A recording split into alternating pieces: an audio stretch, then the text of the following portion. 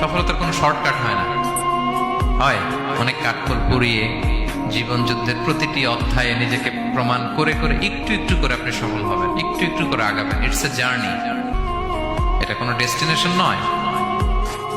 এবং সফল হওয়ার পথ পরিক্রমায় কোনো লিফট নেই, সিঁড়ি বেয়ে উপরে উঠতে হয়। কি বেয়ে? কিন্তু আমরা সফল হতে চাই কিভাবে?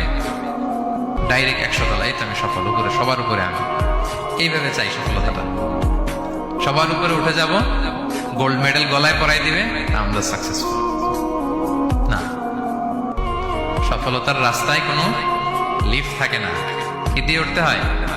সিঁড়ি বেয়ে ঘাম জড়িয়ে উঠতে হয়। দেখেন, শুধু আলোর মুখ দেখার জন্য মায়ের পেটে আমাদের কত সময় লাগছে বলেন তো?